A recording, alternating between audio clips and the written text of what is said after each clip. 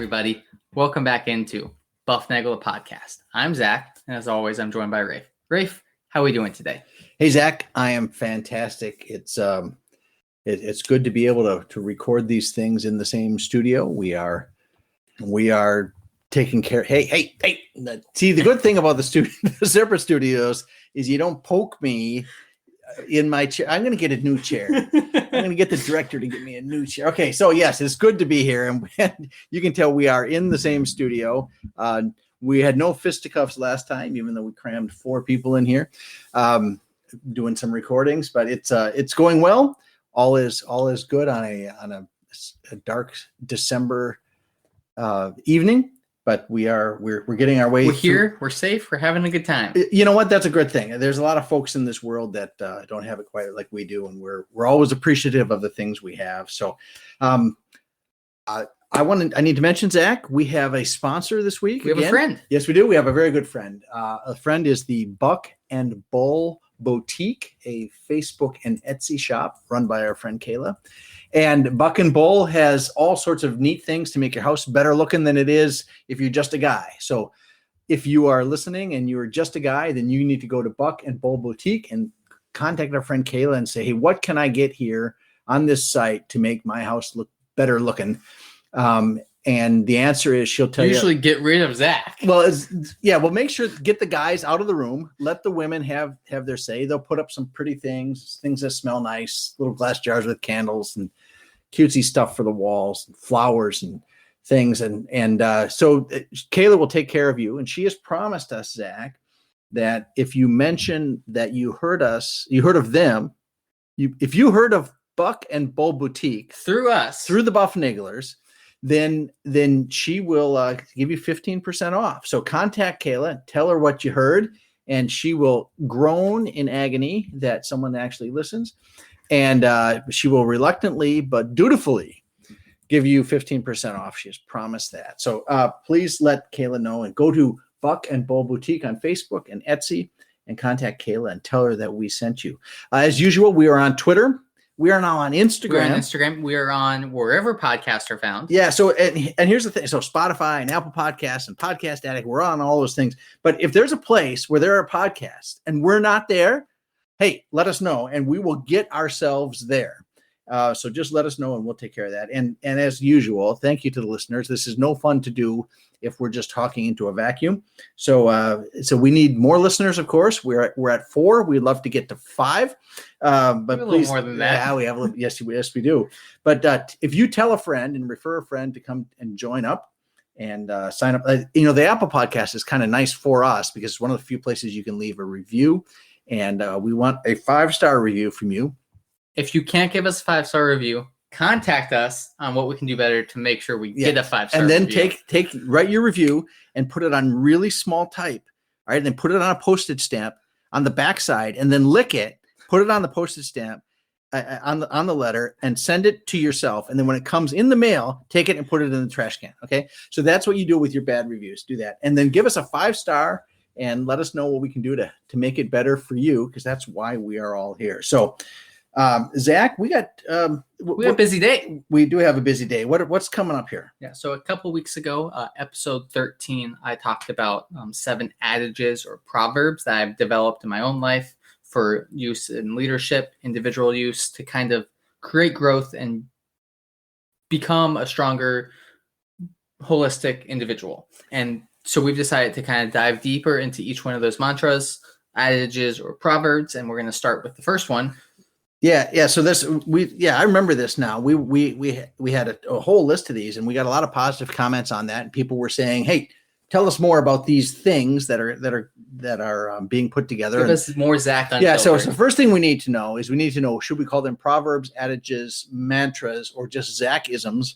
So let us know what you think. Send us tweet us or do whatever. Send us an email at bufnagle@bufnagle.com. But let us know what you think. The first one, though, Zach, has to do with growth coming from failure, I guess to say. How to be resilient in the face of failure, how to make yourself stronger and turn that frown upside down, as they say, that sort of thing, and become a better person because of your failure, right? You fail at something, you have an opportunity there. You have an opportunity to get back up and learn something from that, and go forward with that knowledge that you got from your failure. So, like you said, the overall concept is failure leads to growth, the importance of resilience, and how to be resilient almost. Resiliency. Yes, there you go. It's kind of a difficult word. It's a big word lots of syllables. Yeah, it's between semesters. It's hard to keep this going. All right, so you have a long and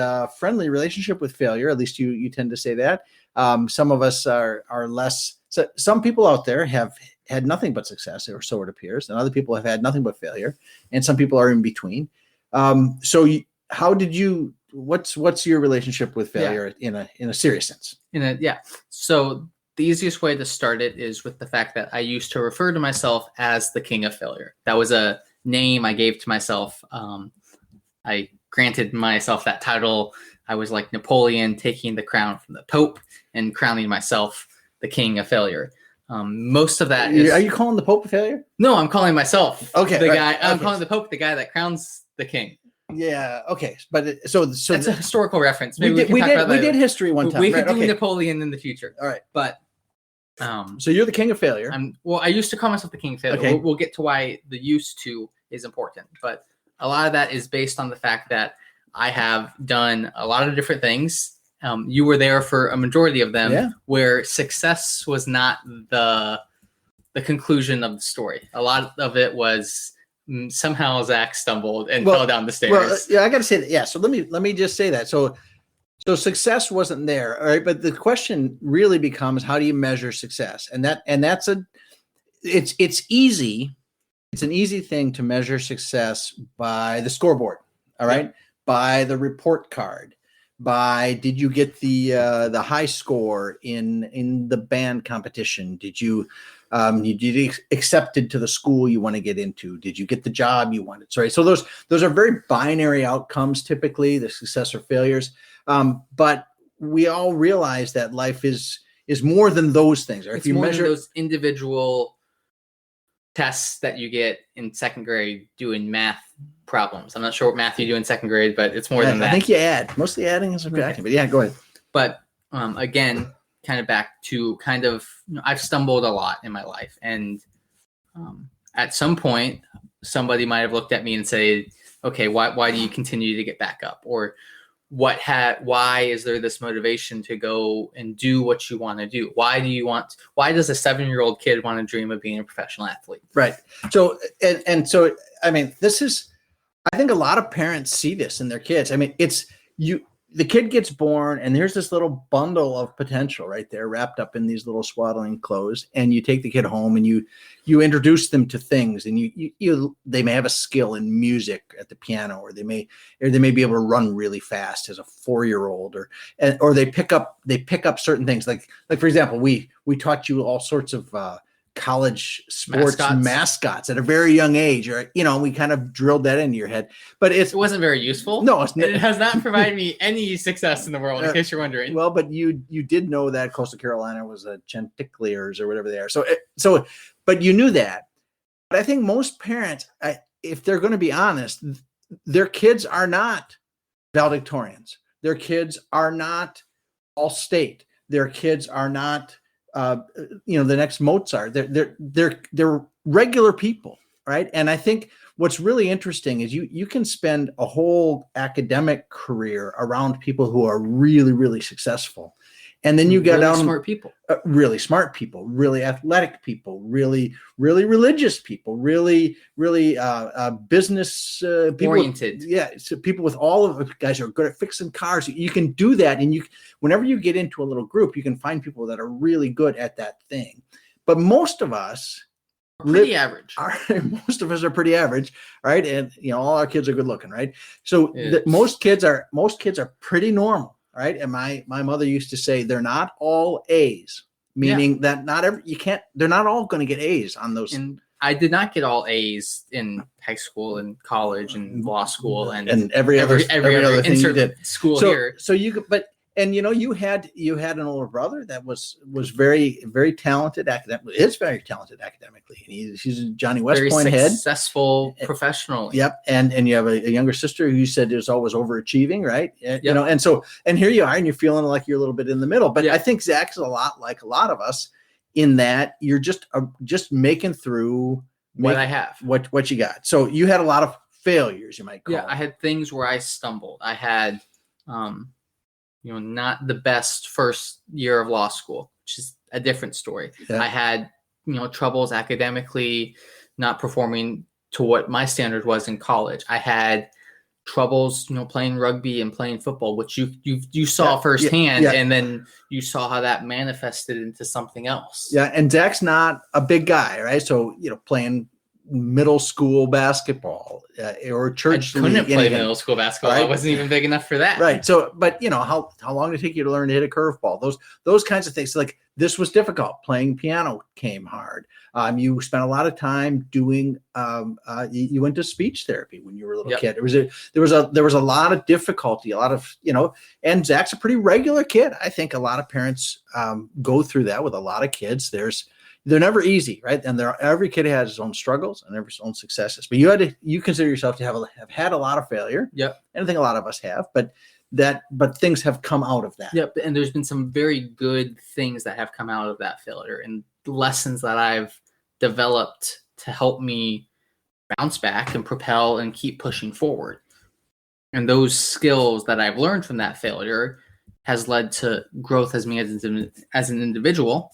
And additionally has taught me to be resilient, because it takes a really strong person, a really special person, to get knocked down, to say they're too slow, to say their pass isn't good enough, and for them to still say, I want to do this thing. I want to keep doing this idea, how ridiculous it is, because on a certain level, at the end of the day, it's fun. So I've developed this resiliency that's tied and related to having fun that I use to kind of set the stage for what I would call my adult life. So the resiliency comes from getting up, right? And the adage is always doesn't matter how many times you get knocked down, it's how many times you get back up. And you mentioned this the other day, like with little kids, right? When little kids are born, they're just to me, it's always interesting to see a little kid lying on the floor. I'm talking a real little kid, like a newborn baby, right? 2 days old. So 2 days old, this kid is literally stuck to the side of the planet by gravity. Okay, that's how I always think about it. It's like gravity is sucking this kid down onto the planet. And it takes tremendous effort for this kid to eventually get his head up and then to learn to crawl around on the ground. And then eventually, with sometime about a year, give or take a couple months here or there, almost all kids, not all of them, but almost all kids learn to walk, right? And you were mentioning that kids fall.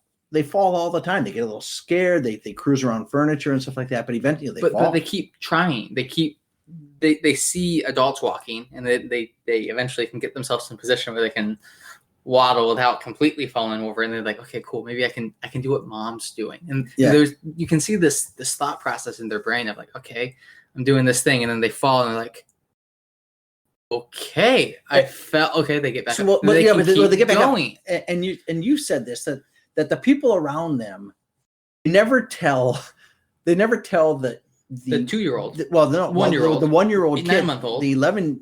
Well, tiny human. We knew some people who were parents of a tiny human who learned to walk so early that she could walk underneath the dining room table without hitting her head. All right. And it was really funny because we were talking to them and they were like, we're very worried because she continues to grow. Eventually, she's going to smack her head. And she eventually did. She eventually tried to walk under the table after she had grown. But that happens a couple of times. But the parents never tell the kid, well, you might as well give up.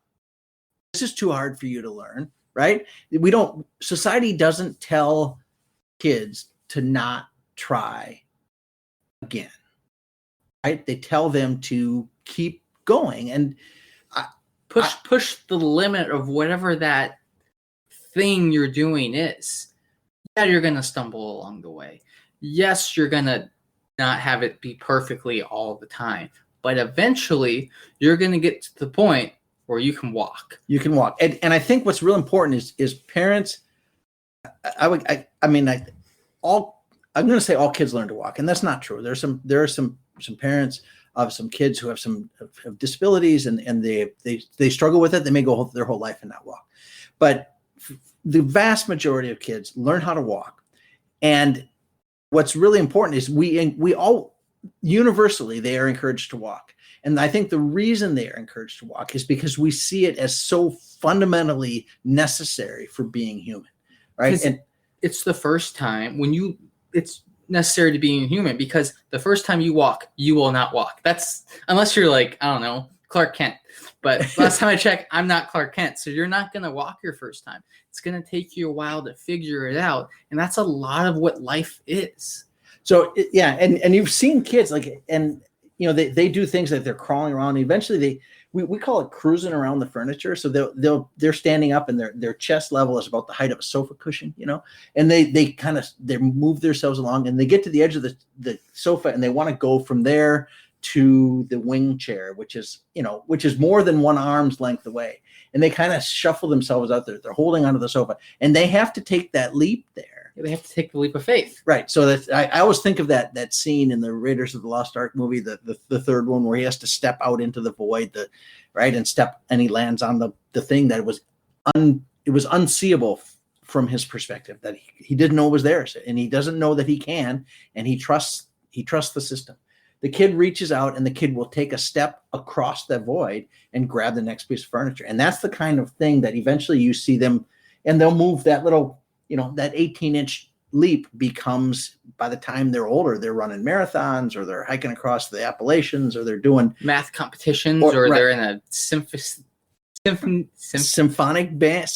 A symphony. They're in a symphony in Sydney. There we go. Yes, got it. Comes in the together. Sydney Symphony. So, but they do that, and I think we as parents push them to do that, to walk, because we know it's so vitally important to being human. But that at the same time, when the kids get older and they're trying certain things, there are people out there that tell them, "Yeah, you better quit. You better not continue this."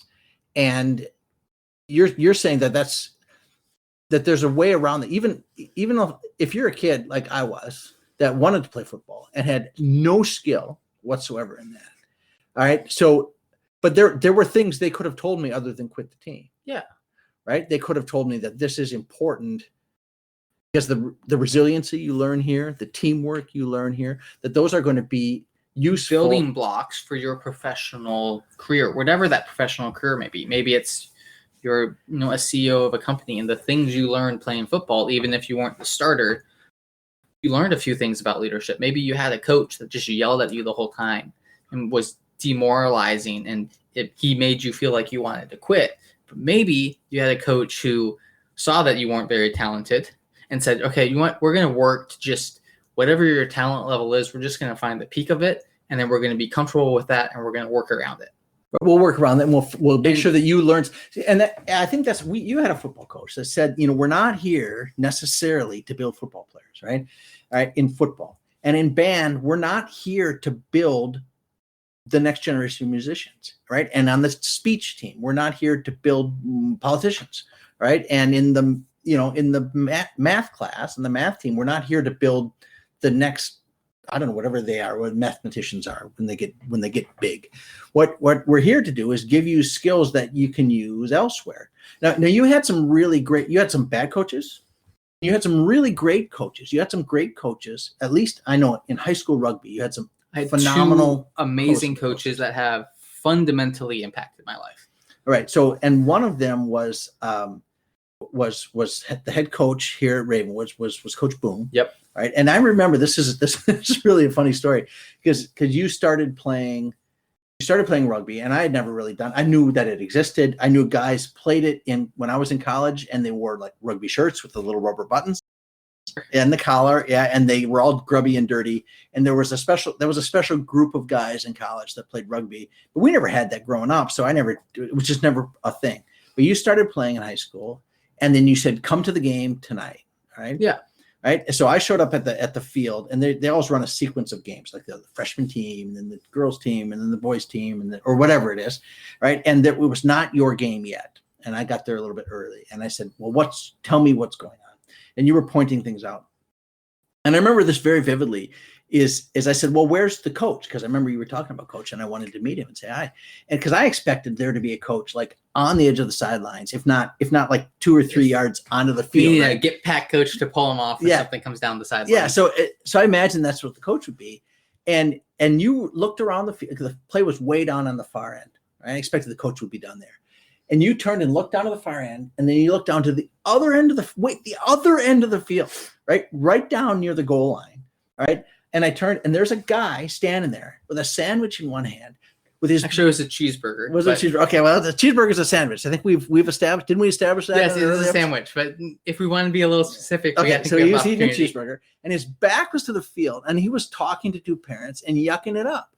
And it suddenly struck me as really odd that here's this coach that has that either he's a complete idiot, which I knew that he wasn't, right? Or he has established something in the players that they can run the game without constant screaming at them. And I thought it was remarkable. And when I met him, and I've gotten to know him over the last decade or so, what a remarkable man. And I think everybody who's out there who's coaching any sort of youth in any sort of activity should help that. And he taught you all sorts of things about rugby, more importantly, things about life. Yeah. And getting things done. Yeah. Boone was fantastic for me because as a rugby player, my skill ceiling was probably not that high. All right. So compared to like the other player, you saw the team I was on my senior year, and I was not the most talented player of that group. I was not the biggest, not the fastest, not the strongest, not the best. I was the shortest. I think you were the shortest. I think I did have that one. Yeah. I might have weighed more than Christopher Schuff, but that's going to be a close line. He was a lot faster. He was a lot faster than me, but Boone worked with me, especially after my first year of playing, of learning the game on a cerebral level. That's easy for you to say. Yeah. Try being a brain surgeon. That's right. Or a rocket scientist. Yeah. We know one of those. Yeah. But he taught me the game on a higher plane of thinking, so that my skill level, which was average at best, for being honest, I could use that to be effective in what my role was. And I eventually used those skills. Okay, yeah, cool. I couldn't make a 25-meter pass. I really couldn't do a precision kick. But I worked at those things, so I could, I could kick for touch if need be. Yeah, I could do these things. Well, and you knew when to do it and when it was smart, right? So I understood, and I struggled a lot in my first year with like, how do I pass a ball? I wanted to look pretty with a spin, which is a completely unrelated tangent I can go on. But these other things about stumbling, and then, okay, cool. Yeah, you just missed that play, or you made a mistake. Let's talk about it. This idea of looking at what you did poorly, not perfectly, and saying, okay, cool, you did a really good job of this part, but we got to finish through. And that was the first time I ever had the coach say, okay, you did really good with X, and then there's Y, L, Q, and J that we need to work on. But you did X really well. Okay, what you're not seeing here is, and this is why we need more sponsors, because we need to buy camera equipment so you can actually see Zach's hands here. When he's saying you did X well, his hands are about 3/4 of an inch apart. All right, and then when he's saying you need to do Y better, his hands were like stretched to the limit. All right, so that was the X but Boone was great at that, and he was never. I never ever remember him yelling at a player. Never. Even state championship games, he never yelled at him. I remember him pulling a kid to the side. He was like, do. Okay, what you do wrong there? All right. And then the kid would have an opportunity to explain what he did wrong. But let me get this, because I could talk about coaching and Boone here all the time, because he's such a great model. But I want to go back to the failure and resiliency thing. All right. So we've talked about failure and in quitting, and those are not the same thing. No. So failure would be that, going back to, I'll use the Boone example. You made a play, whatever it was, you didn't do it well enough, because you tried to do this thing. You tried to do a thing, it didn't work for you. You failed at it. Other team, got an easy score. So there's one of two things you can do. You can go back to the drawing board, or you can be like, you know what, this isn't for me. I'm done, and you can walk away. And when you walk away, you are removing yourself from the possibility to learn whatever that X was that you did well, Maybe it was you saw the field well, or you were able to, be a good leader to your teammates, and they looked up to you. You lose that thing, and you're just like, yeah, I can't do this, and you walk away, and there was all the opportunity, and your opportunity for any of the growth that's not just the athletic growth disappears. All right. So you're of the belief then, I would guess, that the failure then is just an opportunity to learn. Yeah. So, but so it can be success, right? I mean, so does it matter how you learn as long as you learn? I think, if you are very successful your whole life and, you great academically, great athletically, whatever it may be, and then you're put in a position where everyone is at that level and you stumble a little bit and you don't know how to realize I didn't do it all great. It's like you have to take there's this learning piece of failure where you have an advantage over someone who's been really successful because you've learned how to take and manifest the good of what you didn't do really well at, but you did one thing good, or you did 0.1% of one thing good, and you can take that and you can use it to become better in the future. Someone who's just experienced success, they're just like, did this, did that, I'm on to the next thing. Well, and everyone will fail. Yes. Right? I mean, it might be until you're 27, or maybe it's when you're 3, or maybe when it's 50 and you're running a company or something like that. You will run up. Everyone will, in the end, the big game we're playing. All right, let's keep a couple things in mind. This big game of life we're playing, we all know how it ends. Yep. And it's not ending with a W for you on the board. but it could end with a W for you on the board if you use all those skills to help and benefit people that came into your life. Right. So, I mean, we know how that's going. So we're going to have a failure at the end. Are you going to have some kind of failure at the end? Right. And you're most likely going to have failure along the way. And the real question is, how are you going to deal with it? And you've seen that in law school. You were around really, really talented academic people that suddenly ran into a wall that it broke them. Right. I mean, you've seen that sort of thing in law school and you've seen it in college. Yeah. We all know that. We saw these great high school kids, and they go to college and they just flame out. They burn out because they've never been up against something that hits them hard. And eventually you'll get there. I mean, if you're an athlete, it's really easy to see that in athletics, that you eventually get to a really high level and you're going to run up to somebody as good as you are, and you're going to lose some games. And the real question is, how do you deal with that? How do you bounce back is my phrase. I've used the phrase, I'm like a kangaroo. I always bounce back. I bounce back because it's what I do. It's just there's no use or point in looking at the fact that, oh, I didn't do that. I should just move on to something else. It's like, no, maybe I will move on to something else eventually, but I'm going to still I'm going to go hang out with my friend Failure on the sideline, and we're going to figure out what I did well. And I'm going to take that piece, and then I'm going to get rid of the bad stuff, and then I'm going to give it another try. And eventually maybe I realize that music is not for me, and I move on. But I realized while doing the music things of the beauty of hard work, or the beauty of showing up on time and being present for, your other bandmates or whatever it may be. You learn other skills that by the time you're 50 and you're running that business and you're put in a position that's a difficult position, you can react positively, affect everything down the chain. So is there a risk that someone says it doesn't matter how well I prepare, because if I fail, it's always just a learning opportunity? Or is that, because that seems to me like a cop-out, all right? I mean, so if you're going into a situation and saying, well, it doesn't matter if I win or lose, I'm going to learn something. So it's like that seems to me to be not the kind of thing we want to be encouraging. I think that mind shift needs to be shifted.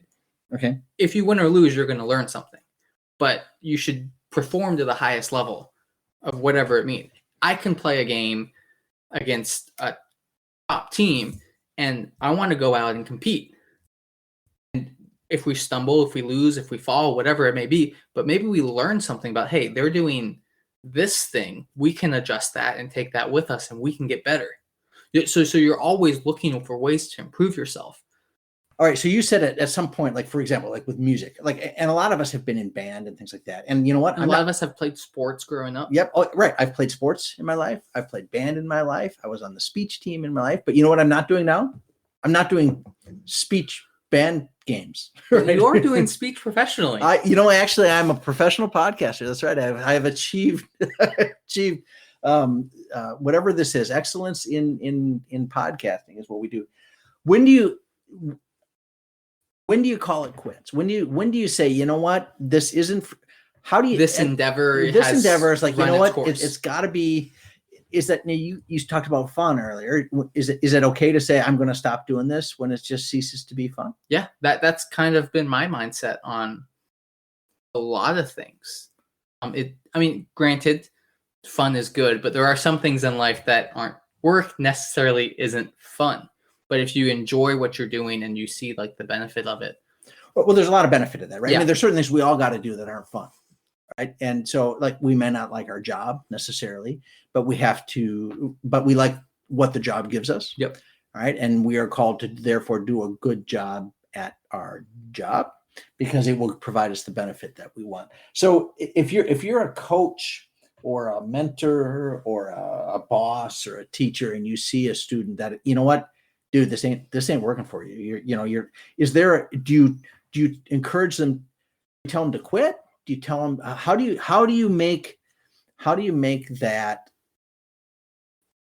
instill the lesson of failure onto someone who that, you know what, this endeavor isn't working for you. I'm older now, I can see this, and I was like, this isn't going for you the way you want it to go. How does the coach say, dude, this is not your place? What do you do?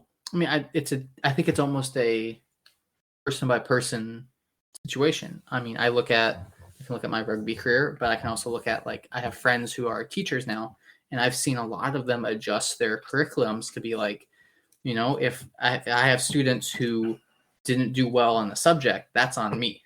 So they take the responsibility and then they try to do it again, or they work individually with those students saying, okay, Johnny, you're good at this part of the math, but how do we get you to do this next part so you can be successful with it? Or how do we get you to your ceiling, right? Yeah. How do you find that? Finding that ceiling is really hard because some people want to put more work into those things than others. That me with rugby, that was something I really enjoyed and it became such a big part of my life, but I pushed myself to a fairly low ceiling and was pretty successful with that ceiling. Right. So if you're a band director or a music teacher, or the goal is to get them to their potential, I guess, right? And that's really a responsibility of a parent or a coach or a mentor or a teacher or a boss. Is you have a responsibility to get that person to that person's highest capabilities. And if you're not doing that, then that's on you. That's a problem. So, and you say you have teacher friends that are now seeing that, with their elementary school kids or middle school, even some in high school. But they've taken the mindset of, if I don't teach them now, it's not going to be there in the future. There's going to be a hole, and if that hole's there on the next unit, they might get 50% of the unit as opposed to 75 like they did on the last one, and it's going to be a struggle for them. So you got to put in that hard work. It's end of the day, you kind of got to put in the hard work and show up in the face of resilience, in the resiliency. I don't know, I'll work on that phrase. But you got to show up a little bit there and push through a little bit. Well, that's a lesson we coming back to, right? It's there's the failure, and then you got to get up, and that is a really, really hard thing to do. It is, and it's hard enough. I'm wondering if it's harder to get up when you fail privately than when you fail publicly, right? If you fail publicly, and I don't know what public failure. Well, public failure. Okay, so here's public failure. I'm a freshman. I go back to football because it's easy for me to picture this, right? So let's imagine I'm a freshman high school kicker, and I want to be a kicker. And here it is. There's 3 seconds left in the game. I get my first opportunity. We're down by 2. I hit the kick. We win. I miss the kick, and we lose. And I go up and I shank it. That's a public failure. I mean, it's right out. Everybody's watching. There's this, right? That's a public failure. A private failure might be, you know what? I really want to apply to, I really want to apply to this summer program for music so I fill out something and I write the essay and then I send it off and then I get it back and it says, we don't want you. Right. I think it's easier to pick yourself up from the public failure. Everybody sees you there. There's nothing to hide. There's no and they know the public failure. It's everyone saw you missed the kick or whatever it may, or you missed the tackle. But you know what? And then you can just think about that tackle for however long you want. But I think in high school, you ask out the girl and she says no. And you're like, gosh, that sucks. All right. And then but no one knows but you and her. All right. That's a private failure. And the question is, what do you do then? Do you, I think a lot of people in those kinds of situations, they just stop. They stop doing little, I was going to try this. I wanted to learn how to do this, all 13 scales on the piano, and I couldn't do it. So I just kind of stopped. Right. And no one knows you ever even did that. I was going to go run every day this summer for 90 straight days. And after 2 days, I gave up. You know what? And it was private. It was a private failure because I never made it public. And it's a lot easier to get back up from a public failure, I think, than a private one, because the private one, you're the only one that knows you failed. Yeah. So make your goals, let people know. And you know what? When you fall, get your butt up and learn something from why you fall. Maybe it was, if it's an athletic thing, maybe you just weren't prepared enough. Maybe you guys spend a little bit more time in the gym.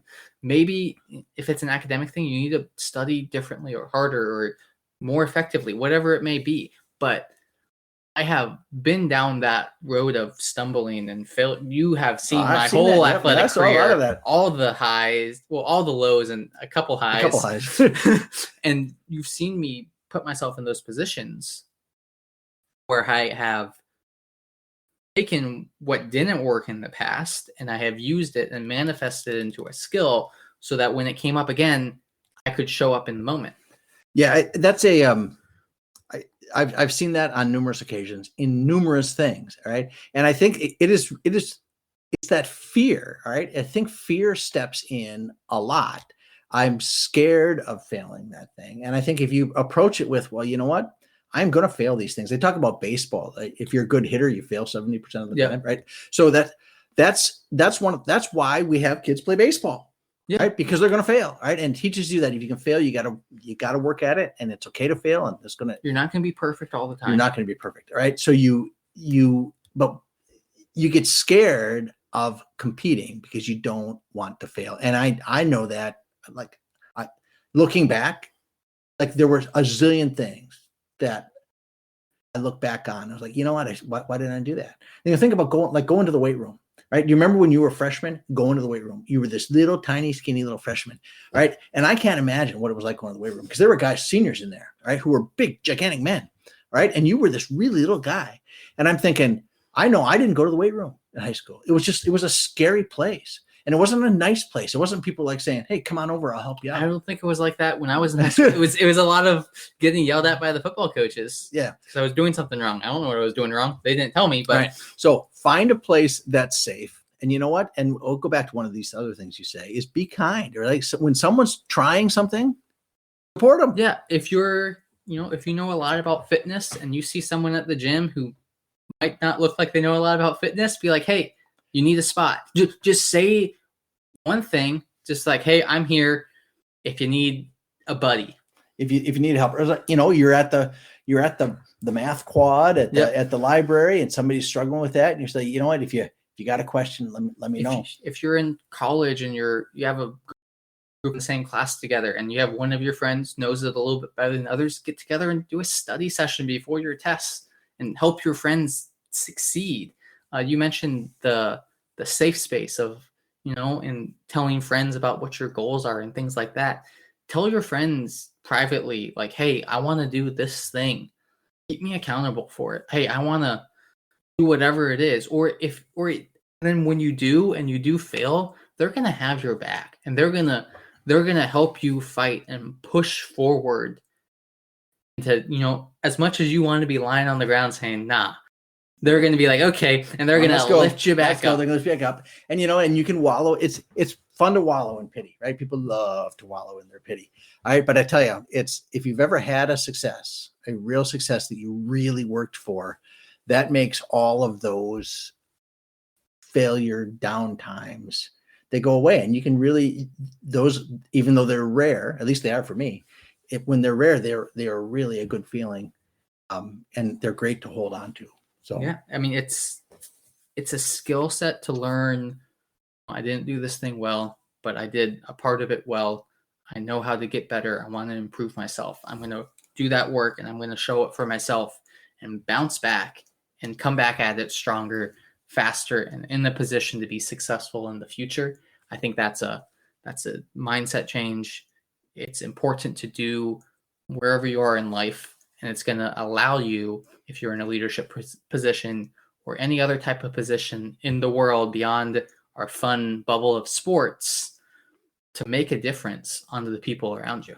Yeah. So that's growth and failure, right? Yeah. That's is it holy cow, Zach, we're almost we're about to get kicked out of the studio here. We're going to fail on keeping our time thing here. So, no, this was great. This was great. It's good to have these things. We're going to go through, like Zach said earlier, we're going to go through all of his 7 little proverbs, adages, mantras, wise sayings, Zachisms, whatever they are. And we're going to go through them. This takes us through failure and growth. And 1 of 7. 1 of 7. We got 6 more to go on that thing. And we have some other fun, bufnagle things coming to you. I think we're going to be talking to America's favorite rocket scientist one of these days again. So we just got to get that on the books. It's all agreed to. We just have to get it recorded. Signed and recorded. So if you have any questions for us, bufnagle at bufnagle.com. Ship them over to the Twit machine. Instagram. Tell your friends. Do we have pictures on the Instagram machine? We have 1 picture. Nice. All right. We're working on a second one. All right. Our social media manager and our director of marketing have been tied up with a couple things lately. Yeah, because they are also our IT guys and our hosts. So anyway, but we are send us some stuff, give us some feedback, let us know what you think. We love those 5-star reviews. We don't like the ones that aren't 5-star reviews, but if you have something to say it to us so we can improve. And if we didn't do something well, tell us what we didn't do well, because we'll work on making it better. That's what we'll do. We'll figure out where we failed and we'll make it better. Zach, that's it for me today. That's it for me. Well, we'll get to see you guys next time. Have a great night.